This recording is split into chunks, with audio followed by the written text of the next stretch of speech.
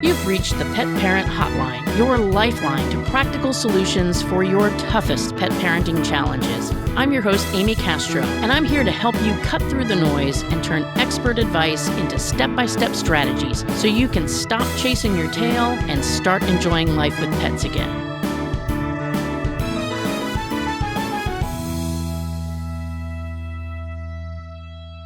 Will, welcome to the show. Good to be here, Amy. Thank you so much for having me. I really appreciate you making the time to do this with me today because this issue of resource guarding comes up. I mean, I've been doing animal rescue and volunteering in a shelter for probably 15 years now, and it's to me one of those topics that kind of can start out seeming like it's almost funny. Like I said in my teaser, it's like, oh, isn't that cute? We even get kittens that'll slam their feet down and guard a bowl of food from the other kittens, and it's funny, but it Yeah. wouldn't be so funny if it's an 80-pound pit bull or a, Great Dane or whatever it might be. So I really wanted to kind of take people through the process of understanding it, knowing how it develops, what they can do about it, if anything, obviously with working with a professional trainer like yourself.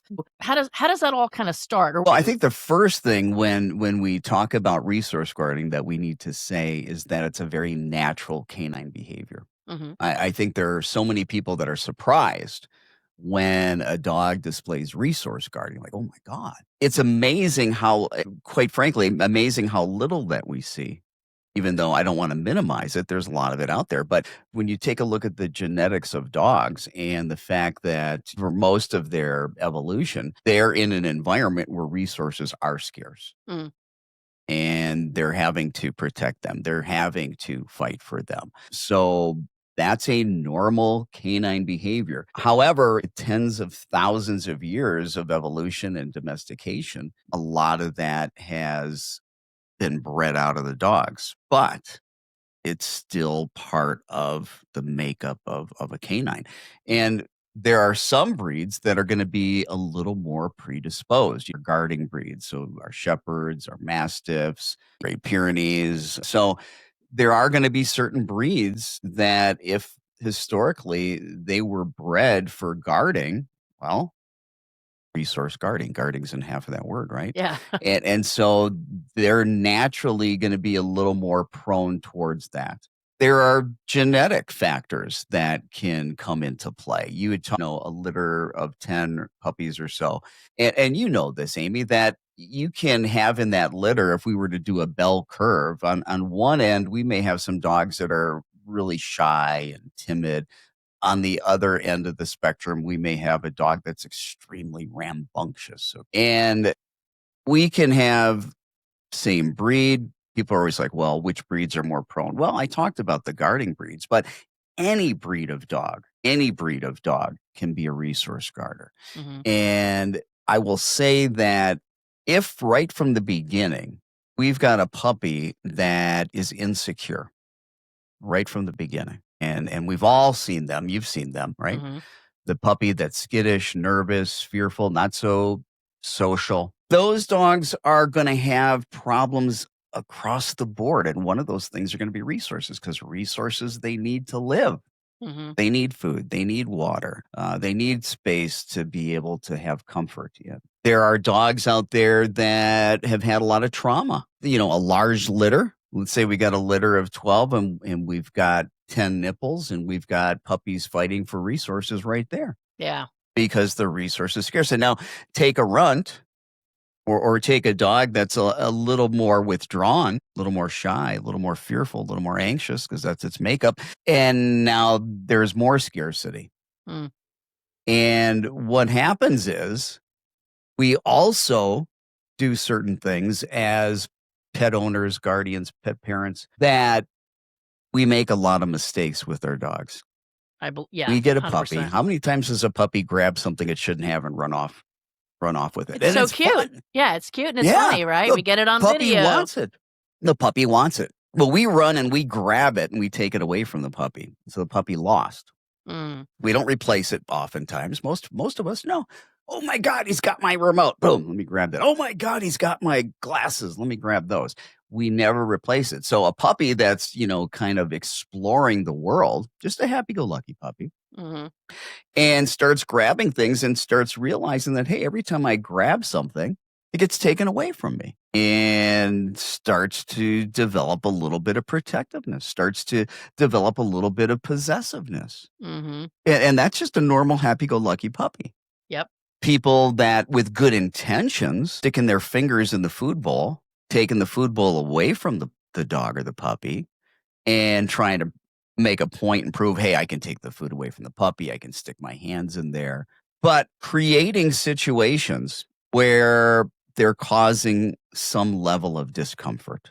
Resource guarding is about the fear of loss, the fear of losing something that is very important. Mhm. And that can be food, it can be toys, it can be any object, it can be a location, space, it can be a person, it can be another pet, Yeah. inanimate objects, it can be anything.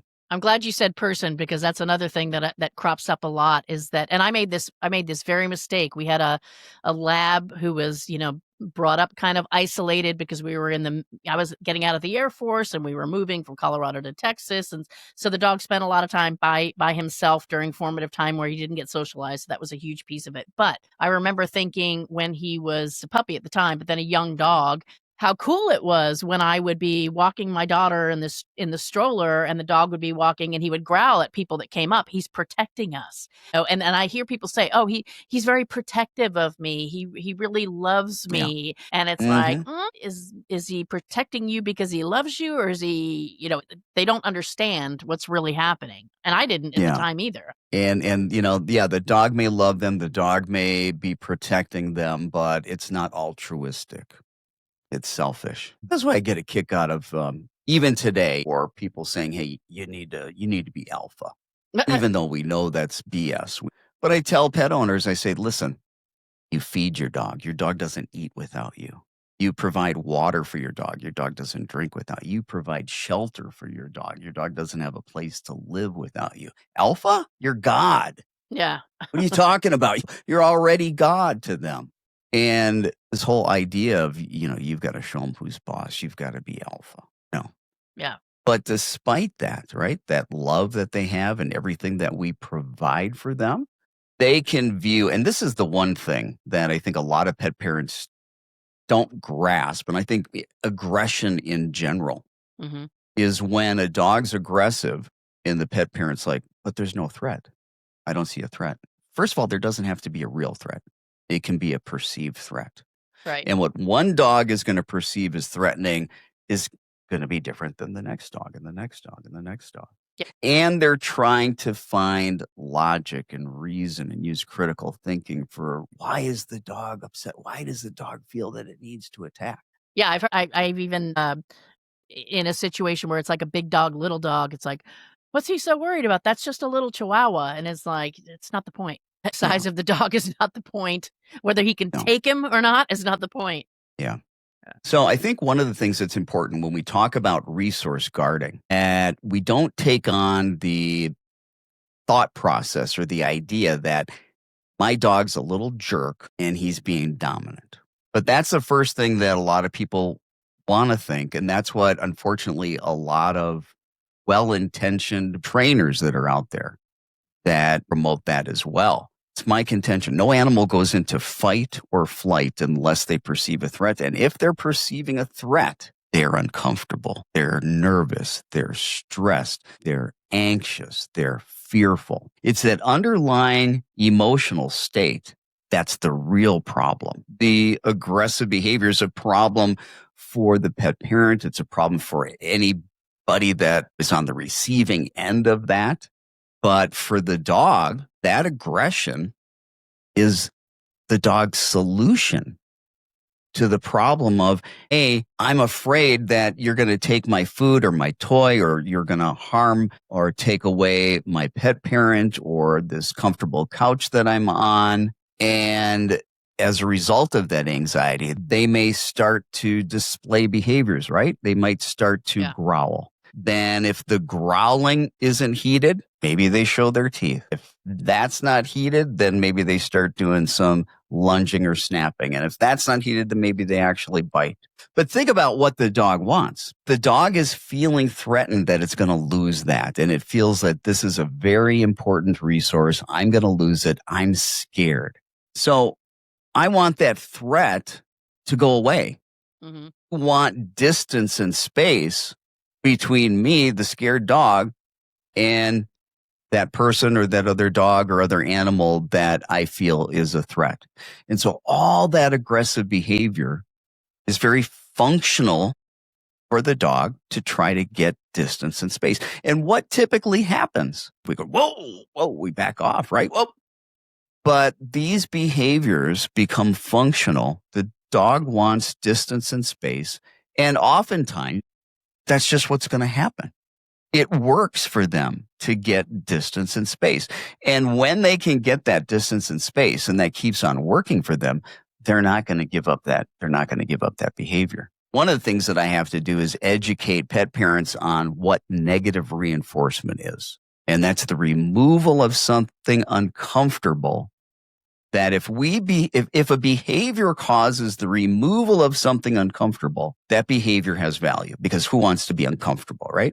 So if you are a dog or you're a person and I've got a resource guarding issue, I'm a dog with a resource guarding issue, and you're coming near me and I want distance and space, and I growl or I snap or I snarl or I do a lunge, and that threat that I'm perceiving moves away, that takes away some of this uncomfortable feeling, this emotional pressure that I have is removed. Negative reinforcement is the removal of something uncomfortable. Pet parents would understand it about when you get in the car, all right? If you don't buckle up, there's a negative reinforcement tool in there. Ding, ding, ding, ding. It's Ding, ding, ding. annoying. Yeah. Yeah. And as soon as you engage in the behavior that they want, that something unpleasant goes away. That ding, ding, ding goes away. And so aggressive behavior is used to create distance and space. And oftentimes it works for the dog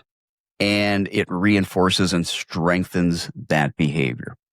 And so they need to understand that these behaviors are getting reinforced. They're getting strengthened.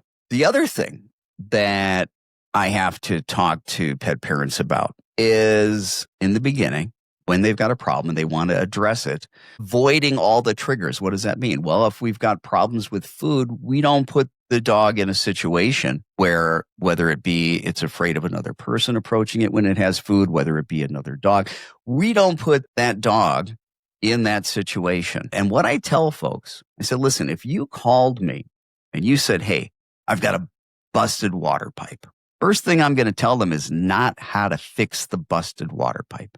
I'm going to say, hey, listen, I need you to go find that main water valve. I need you to turn that off completely, because there's no fixing that broken water pipe when everything is just spilling out all over the place. And it's the same thing when we have these serious behaviors that have these underlying conditioned emotional responses. Number one, we need to avoid those triggers so that we don't continue to condition the behavior we don't want. Repetition makes for conditioning, makes for habituation. And if the dog's going to continue to rehearse these behaviors day in and day out, well, we're never going to be able to get a handle on it. I should back up for a second and say, first, one of the most important things is safety and management, right? So avoiding those triggers, not only is it critical for the behavior modification process, but for management and for safety that we need to do that, especially when we're talking about the smaller breeds. A lot of resource guarding people think is funny. And we see on social media, we see these video clips of these little dogs being aggressive and Yeah. they think it's cute, Yeah. but it's not cute. And, little dogs can do a lot of damage. Yeah. And especially if you've got kids, then you've really got an issue. But having people take this serious with little dogs is important. The other thing is letting them know your dog's probably not going to grow out of this. This isn't something that just goes away over time. And usually those behaviors don't. But a lot of pet parents think, oh, it's a normal puppy behavior. It'll go away. Well, let me ask you this before we go too far, because I've been had this thought about the very first example that you gave of Yeah. puppy ran off with my headphones Yeah. for my phone, and chasing it around and turning that into a now I've got the puppy cornered and I'm going to take it away from them. To me, that's the beginning of a lot of that conditioning, right? So, Sure. an instance where it's a little puppy, I mean, how much damage could he do, kind of thing. What should a person be doing? Like, my thought would be sit down on the floor with something the puppy wants and get it to come take that and give it to that, and then he's either dropped the headphones or he's brought them back to me. Kind of like diversion. I used to do that with my daughter. It's like if I told you to do something, it would just be like, if I couldn't get you to come over here, I could run after you and play that game, or I could say, hey, well, I'm just going to sit here and read this book by myself then, and then suddenly she's super interested in coming back over to me. I'll go back to what I said initially, and that is avoiding the triggers. So the first thing is Don't leave your headphones out. don't leave those things out. And especially if your puppy's starting to take it, it's going to happen again, right? So puppy proof the house. But then people say, well, how long do I have to do that for? I don't want to do that. You're training me. You're not training the dog. How come I got to make things different? Why doesn't the dog just behave? You can avoid a lot of problems by picking these things up and not having them out there so that the puppy doesn't ever develop that.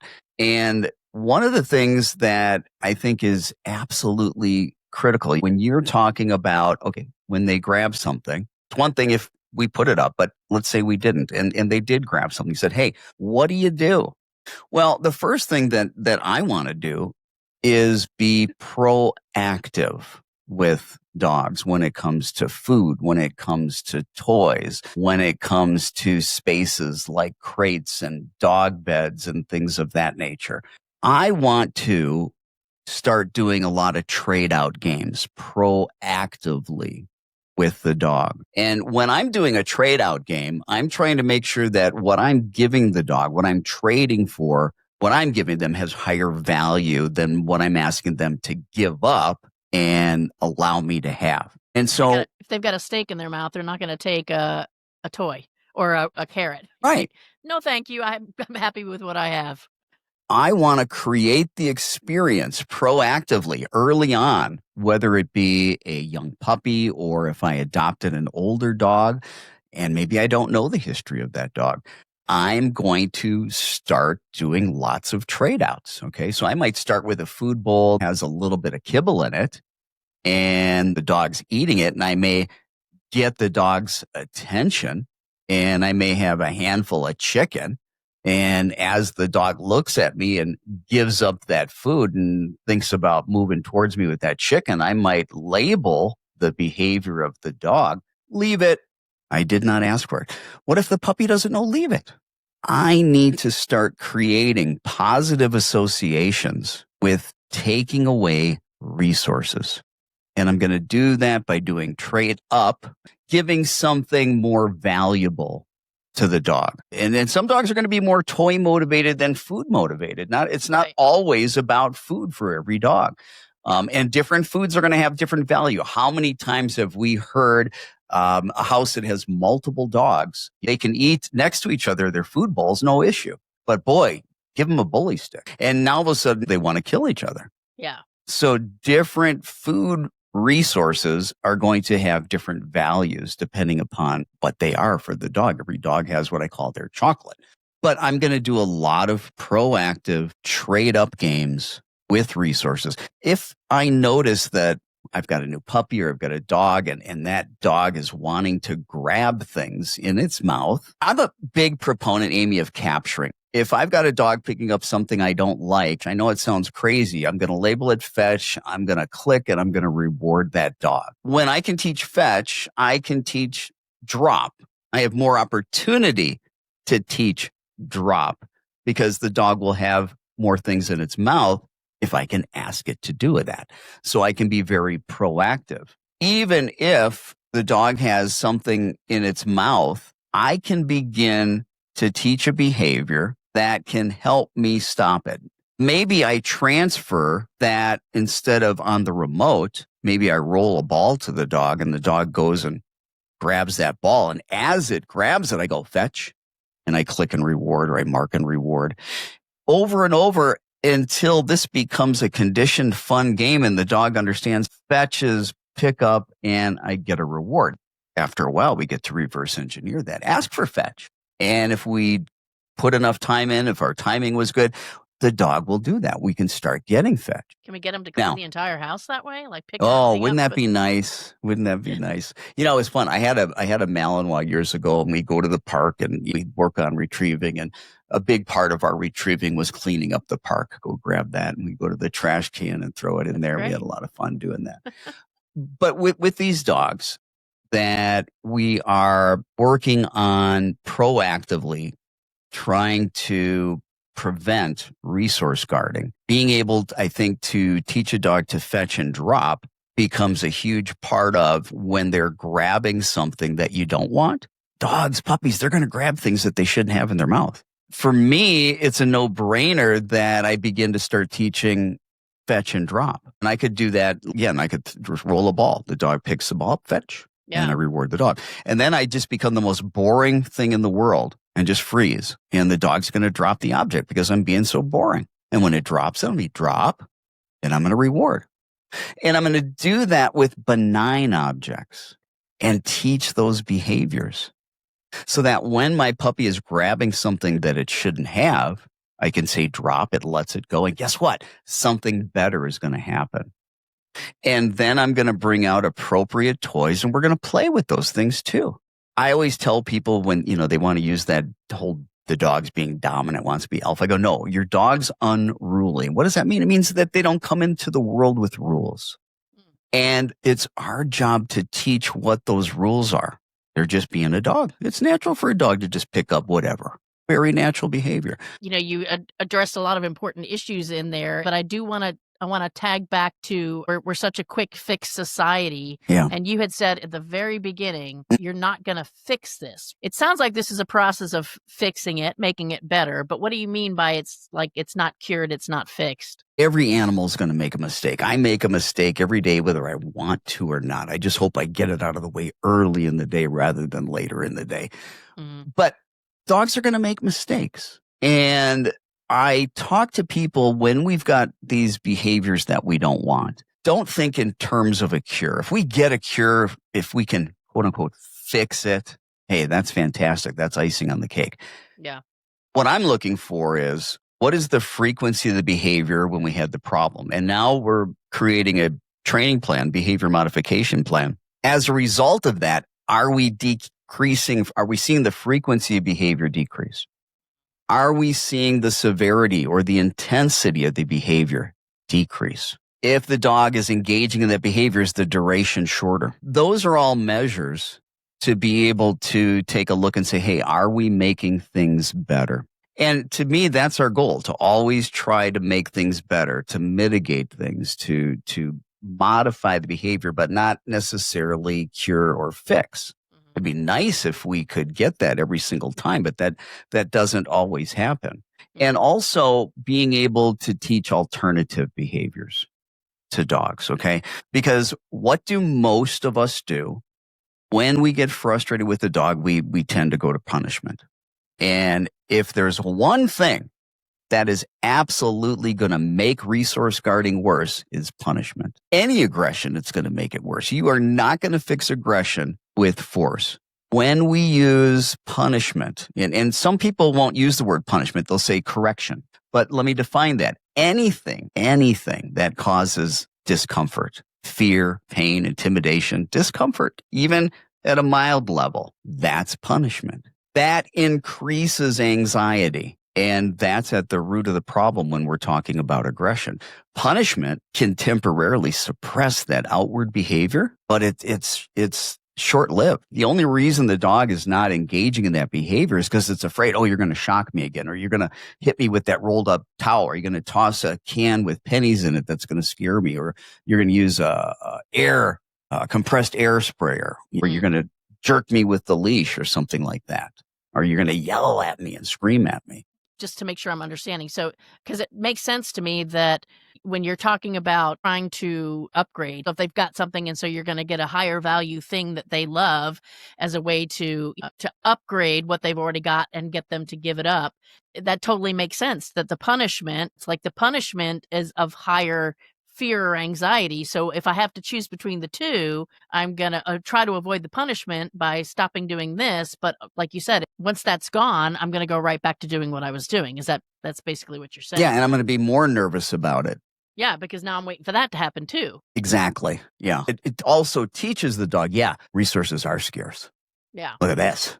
The universe is hostile, type of thing. Yeah. Validating that perception that there's a threat. Yeah, there is. Yeah. So I want to talk for a little bit about acquiring a pet, because one of the things that I thought about when I thought about that litter of 10 puppies that we had is that, there are probably things that I could have done, and I sort of did it, but I only did it halfway, right? Because it was 10 puppies. But we have these large feeding bowls, and I always, from a common sense standpoint, would put out multiple bowls as opposed to, I could have gotten a horse trough and filled that Yeah. with dog food and let them all dive into it. But it made more sense to me, multiple bowls, so there's 2 or 3 puppies here, 2 or 3 there. Would it make more sense to help not reinforce that natural behavior early on, to give each puppy its own bowl, or to really spread it out like that? And let's say it's a smaller litter. Let's say it's 4 puppies or 5 puppies. And, oh, this is a big enough bowl. I'll just throw this bowl out. But now that's the one resource that now I've got 4 competitors for, and maybe I'm going to guard it, versus 5 bowls. Or does it make a difference? I've also thrown food on the floor to avoid resource guarding, because you can't guard what's spread out all over the place, or it's hard. Yeah. Yeah. Now, you bring up a really good point there, okay? Because, and you were talking about a very large litter. And imagine having one bowl and what was it, 9 or 10? There was 10 in that litter. 10. And they're trying to all get in there. I mean, how big of a bowl do you have, right? Yeah. They're all trying to get in there and fighting over it. And whichever one's the biggest and the strongest is going to win. And the smallest and the weakest is going to get, pushed aside there. So, yeah. Having multiple bowls, feeding in different locations, something naturally that I've always done. And maybe it's just because I just am so much into prevention. I've never had dogs that were resource guarders myself, but I've always fed them separately, I've never fed my dogs together ever. I just haven't done it. It just made more sense to feed them separately. It's easy to do. It doesn't take any time, doesn't take any effort, and they can't be fighting if they're fed separately in different locations. I hear it, and you probably hear this too. I hear from pet parents that say that have multiple dogs, well, we got a problem because this one doesn't like to share. Dogs don't share. Yeah, I was going to say, he doesn't have to share. Yeah, if they want to play together with that's one thing, but they don't share. It's not a normal behavior for a dog. Oh, Right. let me give you my toy to play with. Yeah. Oh, and you give me yours. No, Yeah. that's not the way it works. Now, It's that funny. doesn't mean that they get into fights when they're stealing the toy from the other dog. Right. But it's about who has it. And that starts in puppyhood too. I've got plenty of video of, it doesn't matter if you have plenty of toys out. It's like once somebody's got it and starts playing with it, here goes everybody else. And then it turns into this game of chase, of running around. It's like, why do you need to chase that? It's like over here. And it's funny you said that too about the feeding your dogs, because even yesterday I go and we've got 5 dogs in the house right now. My personal bulldog, my daughter's terrier, my chihuahua, a blind pit bull, and a really messed up French bulldog that we got. Those are rescues. And so obviously wide range of sizes, behaviors, etc. Even the newer ones, even the fosters, when we get the food out, sometimes I'll just feed them while they're all, and I've put a video out the other day, like giving them treats, and they'll all sit there, but I'll do it by hand. I'm not going to put the bowl down and let them go at it. But when it comes to dinner time, once I get that bowl and it becomes obvious this is not like a treat she's just going to hand out to us here, everybody runs and gets in their crate.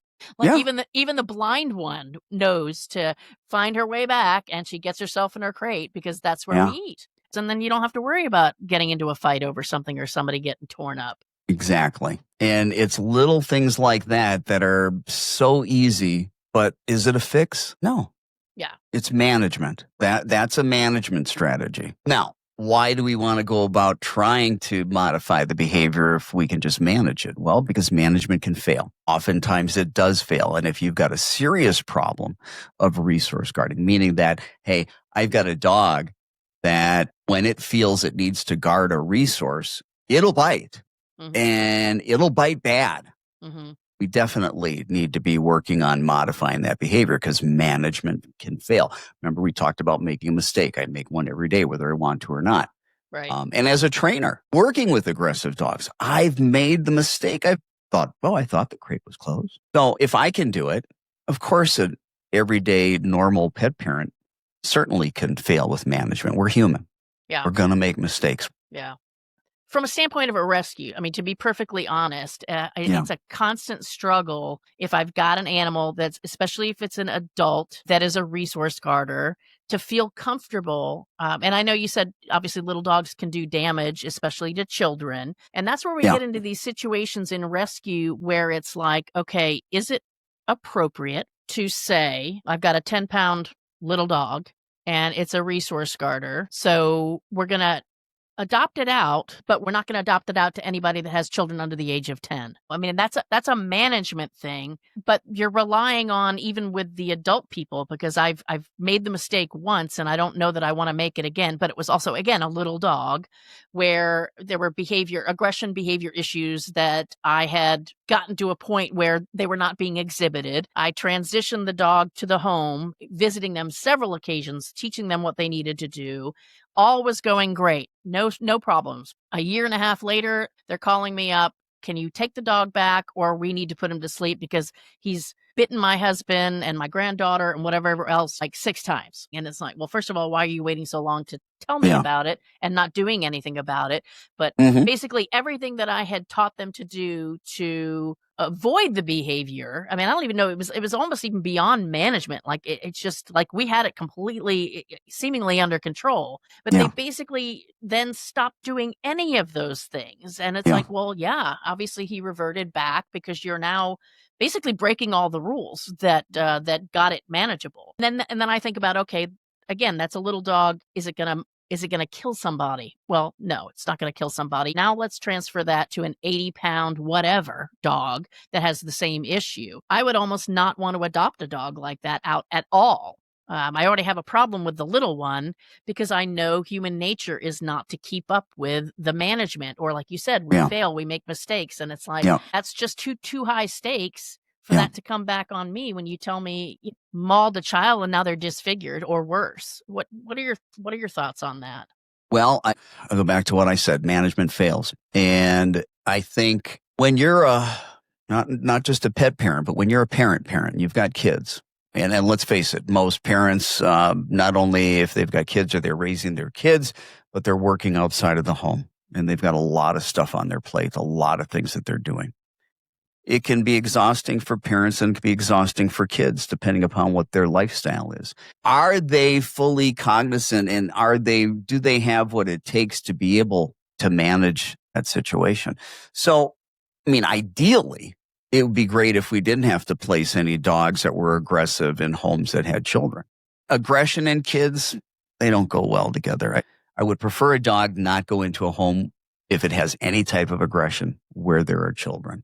And for Agreed. me, I'm up at about 13, 14. But I want Even them a little better. older. Yeah. Yeah. Yeah, I want the kid to be able to think a little bit abstractly and not just think in very black and white terms. And so, being a little bit older, I can get a little more of that from them.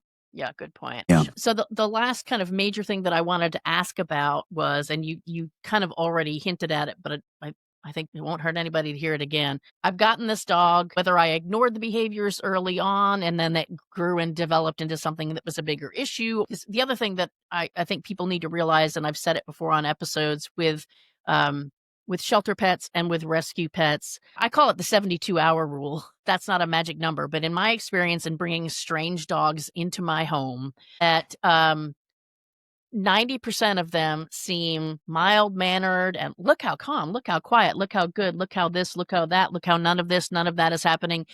because they're terrified and they have no idea Yeah, what's going on.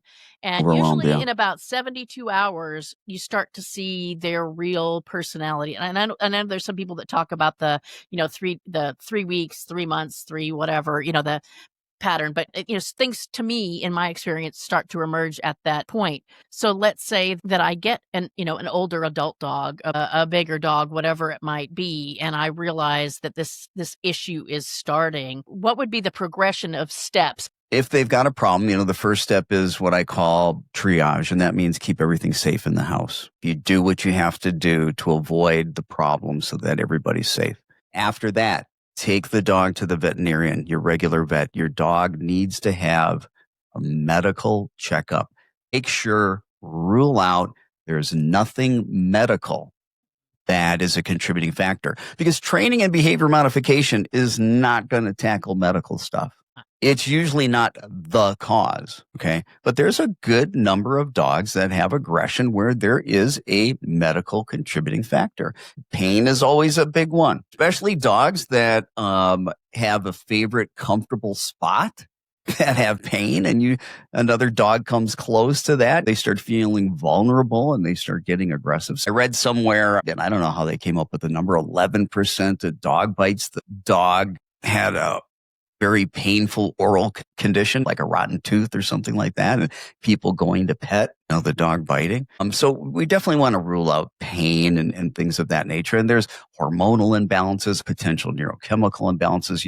And I think as trainers, as behavior consultants, we need to be educating pet guardians and pet parents that there is that medical component that we do need to rule out and make sure and address that as well. Right. Once the medical has been ruled out, then Yeah. the next step in the process would be Yeah. to So find a professional that can Professional. help you. Okay.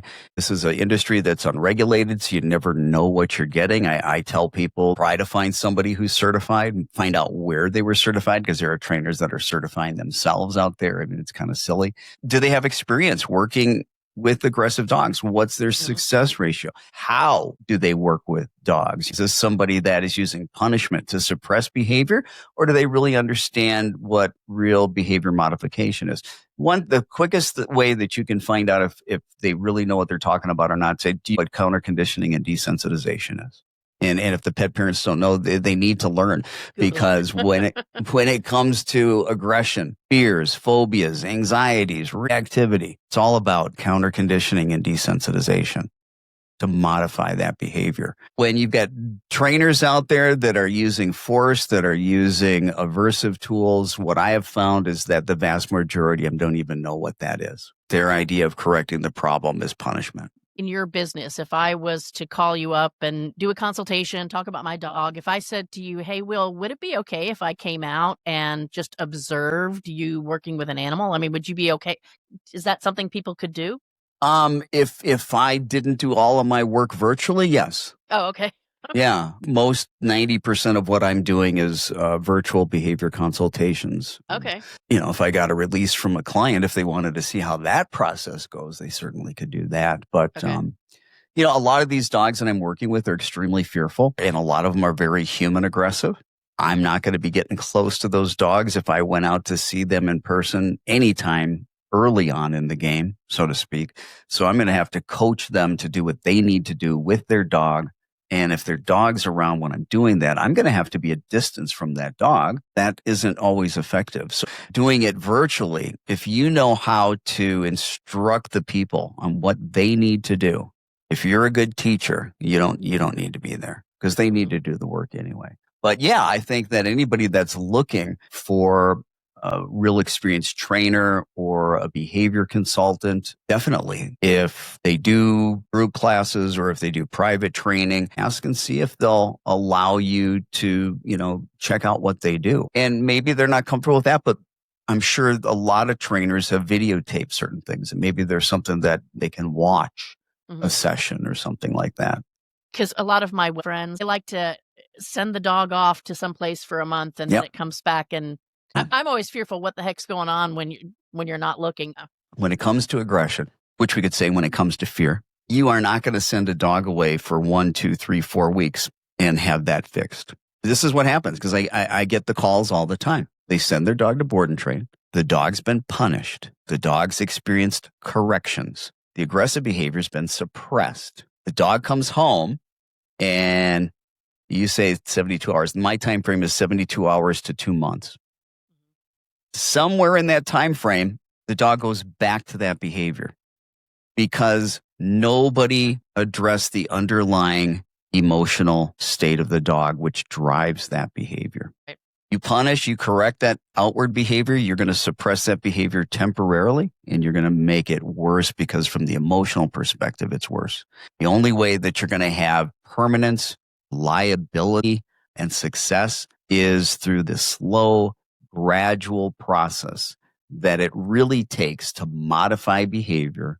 And we talk about the word counter conditioning. Counter conditioning means, hey, the dog's been conditioned that whatever it perceives as a threat is bad, and it's been conditioned because of that emotional state to behave a certain way and to behave aggressively. And that becomes over time a conditioned reflex. They're not even thinking about it. It's just Right. conditioned reflex. Well, the new behaviors that we're trying to teach in, and really the new emotional states that we're trying to create with those triggers and pair positives with those triggers has to happen enough times that it's an automatic reflex for the dog to go into that positive emotional state. That takes a lot of repetition. Conditioning, muscle memory. That doesn't happen in 1, 2, 3, 4 weeks. It just doesn't happen. Let's say you board and train your pet and they were doing everything in the appropriate way. Once the dog comes home, it's now a different person, a different environment. You still have to continue the process. Yeah. It's not going to be fixed and now you don't have to do anything. You want to be able to dance with your dog and you don't want to take the dance classes. Yeah. You sent the dog to dance class and the trainer, their dance partner, can dance very well with that dog. And the dog comes back knowing how to dance, but you don't know how to dance. Let's say that you're the greatest quarterback in the world and you get traded to a new team and the receivers on that new team are phenomenal receivers. You're a phenomenal quarterback. But for the first 2 months on that new team, there's all kinds of fumbles. There's all kinds of interceptions. It's not because you as the quarterback don't know what you're doing. It's not that those receivers don't know what they're doing, but you didn't practice together. You don't have the chemistry, the rapport, the communication that goes with being a team. And you and your dog are a team. Right. If they don't practice, if they're not taught how to practice and maintain it, and they do that, they're not going to have success. And especially, here's the thing too, what people miss out on, especially when it's the more severe behaviors and they try to send them to board and train, they weren't part of the process of taking crazy and bringing it down to calm. And so when the dog makes a mistake and goes into crazy, what do the pet parents do that sent their dog away? They throw their arms up in the air and they panic. They don't know what to do. Yeah. They don't know what to do. Yeah. They don't know how to handle that situation. When you've been part of the process of change, when the animal makes a mistake, you're in a much better place to be able to know what you need to do in a situation like that. And you don't get that when you send the dog away. Right. The one thing that I would add, and I'm not trying to criticize or beat anybody up, but I do see an area where there needs to be a lot of improvement. And if there was a lot of improvement in that area, I think would mitigate a lot of aggression, not just resource guarding. And that's breeders. Breeders working with those puppies early on instead of just housing them. And there's so much that breeders can be doing as far as exposing those puppies early on to things that they need to be exposed to, that by the time they're 13, 14, 15, 16 weeks of age, it's too late. And they've already developed fears. Hear people all the time. They say, well, dog's 1, 2, 3, 4, I need to socialize my dog. That window has closed. Yeah. You are now dealing with counter conditioning and desensitization. You are now dealing with behavior mod. It's not about socializing. Your window is 3 weeks to 13 weeks roughly. And so if you think about it, Amy, look, if most people are getting a puppy at a young age and they're not getting an older dog or adopting, 8, 9, 10 weeks of age, most of that window's closed. And then they're scared to death because they're afraid that, well, if my dog doesn't have all of its shots, it's going to die of parvo and distemper. So that little remaining time that they have, the pet parent has, they're scared to death to get the dog out. So the breeders could be doing a lot in terms of helping exposing dogs, puppies to a whole lot more. And I think if you are looking to get your dog from a breeder, understanding that not all breeders are created equal, so to speak. Right. And, one other thing that made me think about is how much of this preventative behavior, maybe it isn't related to aggression, but I know when we have dogs with puppies, we try to not have them go to homes until at least 12 weeks. But there's so much that happens in just watching the interactions with the mom and how she disciplines them, and them socializing and learning to play and Yeah. learning to let go when somebody's screaming bloody murder. That kind of happens in that area. But what about Well, these I don't know people whoever that are came letting up with puppies go at 6 weeks? Well, yeah, that's way too early. But even for me, I don't know who came up with the idea that the magic number was 8 weeks. That's the beginning of the fear stage. 8 to 12 weeks is a fear stage of development. They're more sensitive. If they experience something traumatic during that time, it's much more likely to imprint on them. And people are putting 8-week-old puppies on planes and flying them out. Yeah. Yeah, so I don't know where they came up with that crazy number 8. Yeah. So people were finding themselves in it, and I apologize for not. I don't know how I did not know that you did everything virtual. I do in person. It's just that for most people, it makes more sense for them to do virtual based on the problem, number one. And number two, if I'm doing in person, it really takes up 3 times the amount of time it takes me for virtual because of travel. Yeah. And so virtual, I can provide at a better cost point. And so financially, it helps out a lot of people to be able to do virtually as well. I'm located in the Phoenix, Arizona area. I do see and I do work with people in person, but again, most of what I do is virtual. But yeah, if they're in the Arizona area, they can find me on the web by going to phoenixdogtraining.com. And then if they're outside of Arizona, I've got a global website, dogbehaviorist.com. Oh, okay. And I do behavior consultations with people in and outside of the U.S. as well. And tell folks, about your podcast. Sure. So I don't know. We've got about 140 some odd podcasts that are up there. And I've talked about just about everything. Everything I do, I try to make sure that it's evidence-based, science-based. Because I specialize and most of my clients have dogs that are aggressive, reactive, have fears, phobias, separation, anxiety, that kind of stuff. That tends to be kind of the leaning of the podcast. It's Dog Training Today with Will Bangura. And you can find that on just about any podcasting platform, I'm sure. I do stuff on nuisance behaviors, jumping, barking, pulling on the leash, all the way up to resource guarding, human-directed aggression, fears, phobias, like I said, separation anxiety. So once a month, I'm doing a Q&A, a Facebook live Q&A. Yeah, I saw that. That's great. This Saturday, 11 o'clock Eastern time, Facebook Live on the Dog Training Today podcast.